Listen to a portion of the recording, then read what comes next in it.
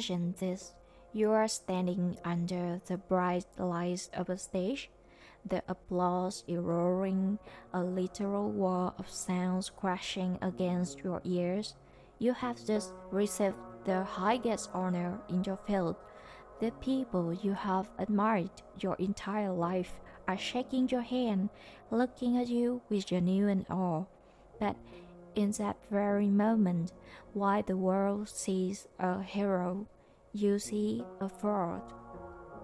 A cold shiver runs down your spine. You think to yourself, if they knew how many nights I spent paralyzed by doubt, if they saw the mess inside my head at 3 a.m., they would realize I don't belong here at all.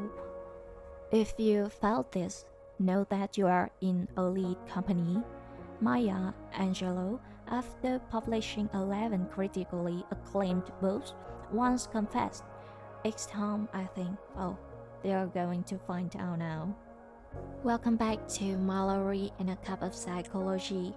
Today we aren't talking about manufactured confidence. We are going to deconstruct the psychological tax that the world's most successful people pay for their own brilliance, the imposter syndrome. Why does it strike the best of us? It happens because of a profound paradox. First, there is what I call the spontaneity trap. When you operate at a master level, your best ideas often arrive like a spark, effortless, intuitive, because you cannot intellectually map the magic behind your own brilliance. You attribute it to sheer luck. You feel like a thief who stumbled upon a treasure rather than a master who earned it through years of silence writing work. Second, there is a widening gap between the self in the mirror and the self on the stage. In Eastern cultures, we speak of face. In the West, we speak of personal brand. We are constantly selling a polished version of our reality, but inside, you are still a scared, messy human being. The wider that gap grows between the persona you sell and the reality you feel, the heavier that mask becomes. You begin to believe that it's only a matter of time before the mask leaves and the world finally sees you for who you really are. There is a brilliant concept by Ira Glass called the gap. The reason you feel like an imposter is actually because your taste is far more sophisticated than your current output. You are intelligent enough to recognize what perfection looks like.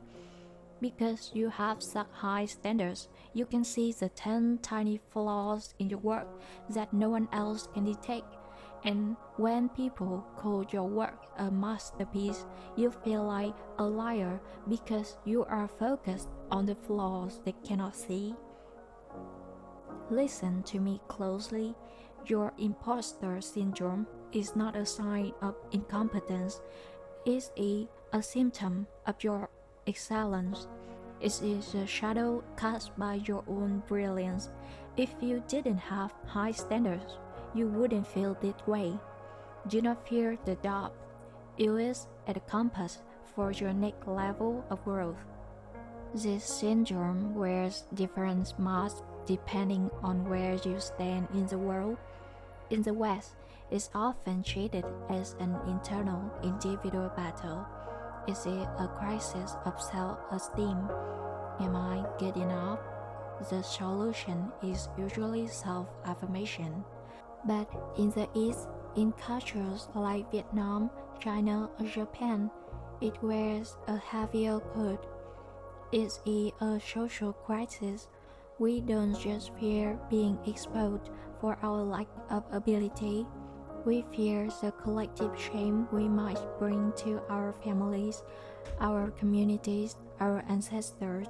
We feel like imposters because we are carrying the weight of 1,000 expectations on our shoulders. We feel we must be perfect, just to be worthy of belonging. This version of the syndrome isn't just about me, it's about the fear of failing us. So, here is your reframe. If you are struggling with this, don't try to kill the imposter in the mirror. Instead, invite them to sit down, look into the mirror, and say, I see you. You are here because I am doing something that actually matters. You are here because I am pushing into a space that challenges me. The truth is, the only people who never feel like imposters are the ones who have stopped growing. If you feel like a fraud, it means you are in a room that is big enough to challenge you. You are not lucky to be here. You were brave enough to reach this level. Excellence is a lonely road, and the imposter is simply your shadow on that path. You cannot have the light of ambitions without the shadow of doubt. If this episode resonated with you, I want you to share it with that one friend who is incredibly talented but refuses to believe it. Let's stop pretending that the masks we wear are actually our faces. I'm Mallorie, and this is Mallorie and a cup of psychology. Thank you for having the courage to look into the mirror with me today. You are not a fraud.